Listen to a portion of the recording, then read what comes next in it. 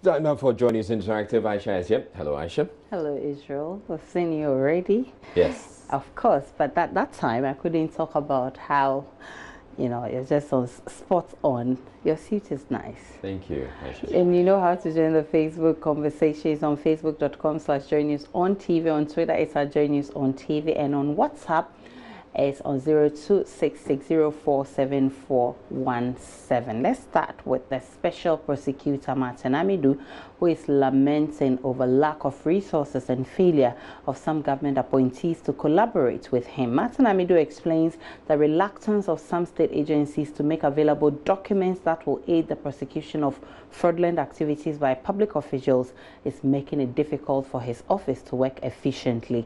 Are you worried about this development? What I think will be best, I come back from how do you call it? My background of leadership is autocratic. If he's using the legal means and he's not getting it, he can try it the autocratic way. I think autocracy makes Ghanaians obey rules.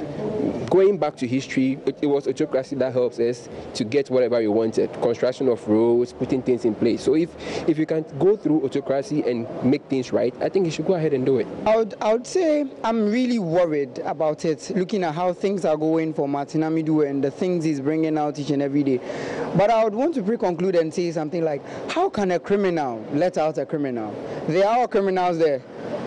So how can they let others out? So let's live with it. Once somebody is caught, the person has to go down alone.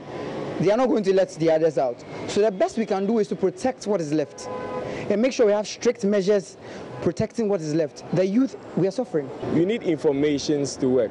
When you don't have informations, it's like you're walking blind. So now, before you get to do your job or exercise your duty, you need information. And the information you need, and the information are from people. Now, these people who will give you the information, if they are not willing to give you the information, one way or the other, they are sabotaging you.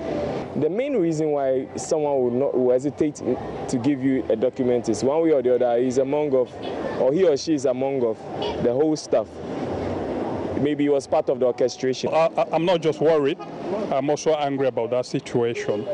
If the current government here is having a certain posture which sends a message across to people that it is not going to condone acts of corruption, and a few individuals are taken out and used as scapegoats to set an example, it will begin to yield fruits. And those who stay in office and cover up criminals and protect wrongdoing will begin to run for their lives.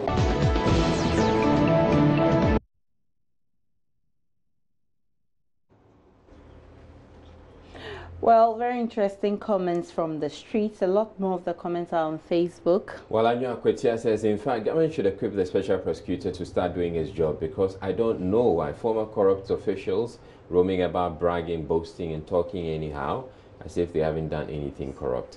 And Henrietta replies, very stereotyped, shaking my head.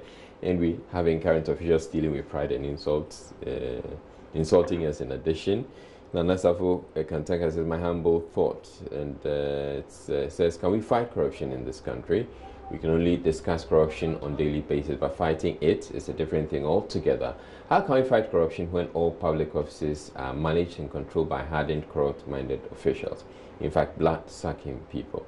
It's a pretty long one, so we'll just have to skip and move on to someone else. Prince says, I would like to ask, where are the anti-graft coalitions and agencies? Can they assist the government in resourcing the office of the special prosecutor? The anti-graft coalitions and agencies are stakeholders to that quarters. My humble plea is that they should heed to the needs to the office so that it can be functional and productive. Bayer Jeremiah says, yes, I'm very much worried. Special prosecutor and RTI are our last options and hopes to help us fight corruption. And if the office of the special prosecutor and RTI bill will be treated like this by the authorities concerned, I have every right to be worried. It means fighting corruption is impossible at this current state. It is time those institutions and their heads' names are mentioned for the public to know. And Sheriff Suleiman Nimbang says, I'm not just worried but disheartened about how this government believes in lip service. After it broke prosecutor's office, it broke its neck to explain the necessity of establishing a special prosecutor's office to help peg the nation of corruption. Here we are after months of its inception, reading on the front pages of newspapers, 8 government agencies held before IOCO, the very IOCO and others whose underperformance birthed the SP's office. Is Mr. President, the head of government,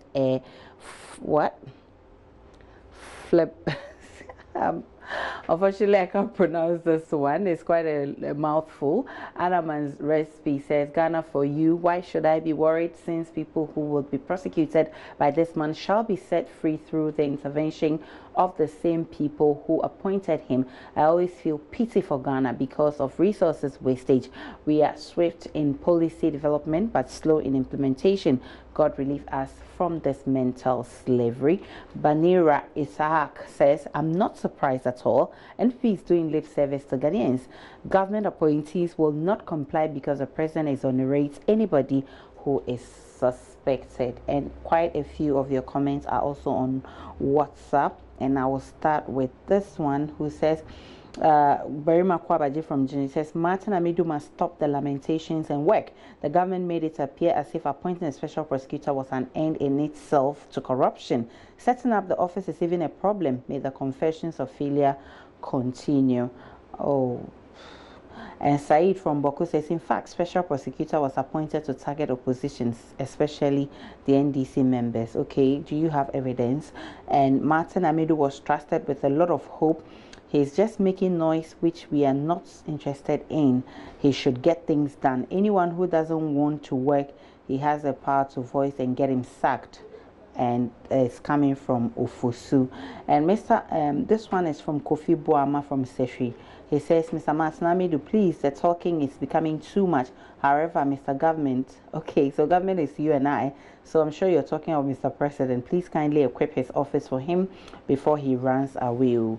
And he says, this one, and he says, it has taken too long for their outfit to take action because we are paying them. Those are very interesting comments. I'm curious to know what Sir Obama in Pokwasi says. He says, I've always maintained that bureaucracy or red tapeism in our governance structure is the bane of this country's woes. I just can't fathom why the special prosecutor, who Ghanaians have so much confidence in, will be rendered virtually redundant after 9 solid months of swearing in. How long does it take to constitute a board for a public office? The powers that be should work assiduously to resource him in order to get these criminals who continue to milk the nation kitty behind bars. Regards to, okay, so and those are some comment. But Israel, before I move on, let me ask you this: money, love, which one would you go for? Money. You go for money? Wow! You had Israel. You're surprised? Well, yes, I'm surprised. So you go for love? I'll go for love because it doesn't pay the bills, Aisha. It doesn't pay the bills, but you know, a lot of money without love is also something else.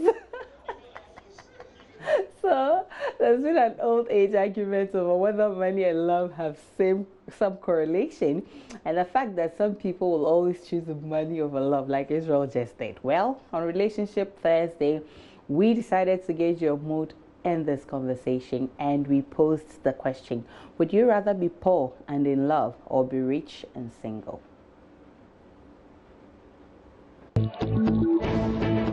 Poor and in love. No, I'll take love because I still believe the saying, behind every successful man there is a woman. So I know we might make it one day, but I'm not going for money and then like be all alone. No.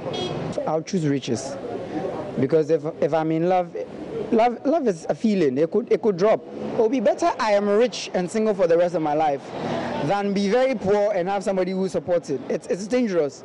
I know one thing right from my childhood, my infant stuff, that if I am not rich, I won't go to heaven because I would lie, I'll go through pain, I'll do stuff that are really dangerous.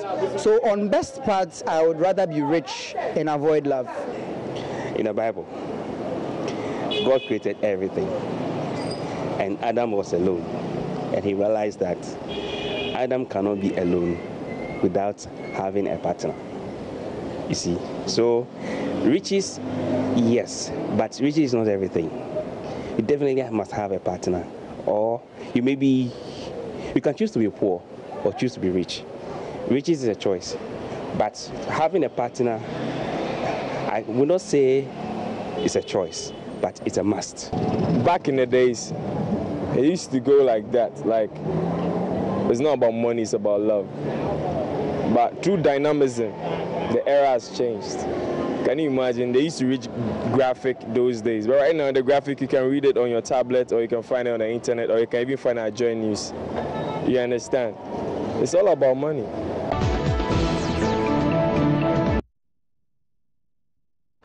So, I'm just saying that it's such a beautiful feeling to think that somebody truly loves you. Okay. I know you say that with money you can buy love, but you can't get true love anywhere with all the money you have. They'll come and chop your money and go away. Okay. So true love there. No, you can actually. Okay, you let me. So me, I want love more, okay. Love wanted. All right. Let's get on to Facebook. Prince says, I prefer to be rich and single. Lately, money runs every aspect of our lives. A relationship which is engulfed with poverty has no happiness. You can't be poor and expect love from others. Poor man has no love because you have not satisfied your basic needs. How can you move up to the other needs as Maslow's hierarchy of needs depicts? Period. Anaman says, poor and in love in this modern world. Tofiakwa. Is it love we will chop and survive? Gone are the days women are married to the kitchen. But now almost all men want career business women to be in love with. Even at some church, the congregation are seated according to riches and class. I'm even tempted to believe that we go to heaven according to richness. Please, no. As for poverty, forget. Degbe says, I would rather be rich and single than poor in love today, Ghana. And in today, Ghana. And Tafam says, poverty is even dangerous than Satan himself. So please, no one should try it if you have an option. Riches goes with love. No riches, no love. Please, nobody should try poverty. Oh, me, I am warning you people. Roger says, how can you be rich and at the same time be single? It's very impossible. Lionel, okay, so that's the rule. If you're rich and you are single. And Lionel says, rich can't be single. Poor See, we have the love. first lady coming up. Mami Kuya Enoya says, to be in love is a headache. Headache is illness. And so to be poor and ill will eventually cause your death. Please, rich and single. Why?